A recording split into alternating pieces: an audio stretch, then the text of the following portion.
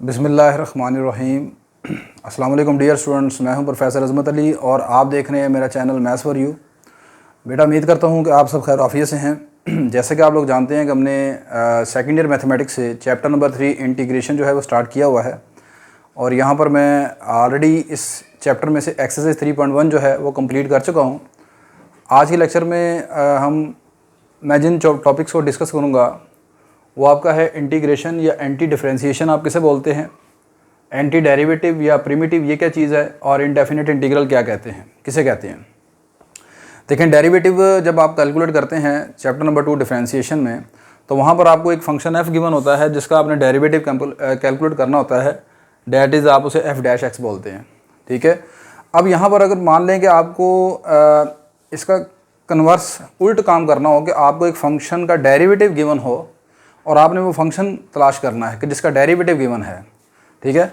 मतलब आपको फ़र्ज़ करें एफ डैश एक्स गिवन है और आपने फंक्शन एफ की आपको तलाश है, तो ये जो इन्वर्स प्रोसेस होगा जिसके ज़रिए आप वो फंक्शन मालूम करेंगे, उस इन्वर्स प्रोसेस को आप एंटी डिफरेंशिएशन या इंटीग्रेशन बोलते हैं। मतलब इसकी जो डेफिनेशन होगी वो क्या होगी, inverse process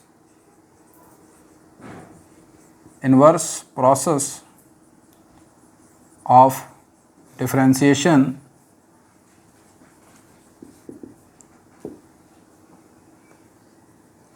is called anti-differentiation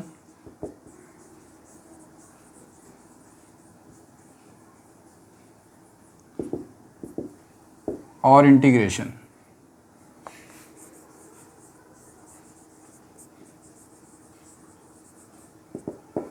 या इसको समटाइम आप ऐसा भी लिख सकते हैं, the process by which we find function whose derivative is given, जो मैंने बात आपको पहले बता दी है। ठीक है।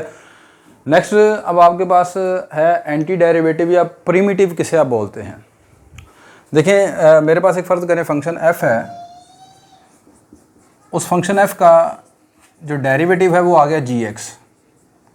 ठीक है। ये एफ ऑफ एक्स एक फंक्शन है, उसका डेरिवेटिव जी एक्स आ गया। तो यहाँ पर ये जो जी एक्स है ये है फंक्शन एफ का derivative, this is derivative of F of x. और ये जो जिस फंक्शन का आपने डेरिवेटिव लिया है that is f of x here, वो यहाँ पर कहलाता है एंटी डेरिवेटिव और प्रिमिटिव। ठीक है। Here f of x is primitive और एंटी डेरिवेटिव। जिस फंक्शन का आप डेरिवेटिव ले रहे हैं वो यहाँ पर क्या कहलाएगा, प्रिमिटिव और एंटी डेरिवेटिव। फॉर एग्जांपल, आप डेरिवेटिव कैलकुलेट करते हैं एक्स स्क्वायर का, आंसर आता है 2x। तो यहाँ पर जो 2x है ये डेरिवेटिव है और जिस चीज़ का आपने डेरिवेटिव लिया था यानी जो एक्स स्क्वायर है दिस इज़ एंटी डेरिवेटिव और प्रिमिटिव ऑफ 2x। मज़ीद एक एग्जांपल देखें, आपने साइन एक्स का डेरिवेटिव लिया, आंसर आ गया cos x। तो यहाँ पर cos x तो डेरिवेटिव हो गया और डेरिवेटिव किसका आपने लिया है, साइन एक्स का, तो साइन एक्स यहाँ पर एंटी डेरिवेटिव है। यानी जिस चीज़ का आप डेरिवेटिव ले रहे हो वो आपका एंटी डेरिवेटिव है। ठीक है। और जो आंसर आया है वो आपका डेरिवेटिव कहलाता है। ठीक हो गई बात ये। नेक्स्ट, इनडेफिनिट इंटीग्रल क्या है। इनडेफिनिट इंटीग्रल का ताल्लुक भी यहाँ पर ये प्रिमिटिव और एंटी डेरिवेटिव से ही है। यहाँ पर इसमें मैंने कहा कि आपने जी एक्स जो है वो हमारा डेरिवेटिव हो गया एफ ऑफ एक्स का, और एफ ऑफ एक्स क्या है, प्रिमिटिव या एंटी डेरिवेटिव है। तो यहाँ पर अगर आप इस एफ ऑफ एक्स में ये कांस्टेंट सी ऐड कर दें, ठीक है, तो then f of x plus c is called indefinite integral, indefinite integral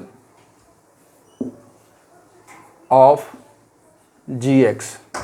यानी कि विदाउट सी जब आप बात करते हैं तो एफ ऑफ एक्स जो है यहाँ पर एंटी डेरिवेटिव या प्रिमिटिव कहलाता है, और जब आप सी यहाँ पर कांस्टेंट सी इसके साथ ऐड कर लेते हैं तो now this is called indefinite integral of g x. मिसाल के तौर पर यहाँ पर साइन एक्स का डेरिवेटिव cos एक्स है। ठीक है। तो ये cos एक्स तो डेरिवेटिव है, लेकिन यहाँ पर अगर मैं जिसका आपने डेरिवेटिव लिया वो कौन है, साइन एक्स। तो यहाँ पर मैं इसका मतलब ये लिखूँगा, sine x plus c is indefinite integral indefinite integral of cos x.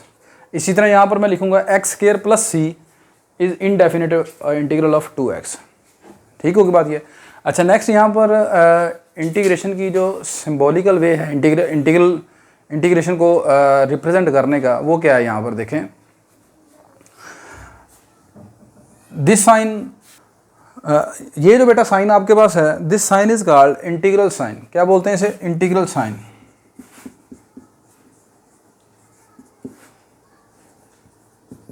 This is called integral sign. अब इस इंटीग्रल साइन में आपने जिस चीज़ की इंटीग्रेशन करनी है, मिसाल के तौर पर एफ ऑफ एक्स ये लिखा हुआ है, ठीक है। एफ ऑफ एक्स की आपने करनी है इंटीग्रेशन, किसके लिहाज से करनी है? With respect to some variable होगा। यहाँ पर सम वेरिएबल जो है वो अगर x है तो यहाँ पर ये dx is called differential of x, ठीक है। This is called differential of x, ठीक है। ये आपके पास हो गया जिस फंक्शन की आपने करनी है इंटीग्रेशन f ऑफ x, ठीक है। तो ये जिस फंक्शन की आपने इंटीग्रेशन करनी है इसे बोलते हैं इंटीग्रंट। क्या बोलते हैं जी? इंटीग्रंट।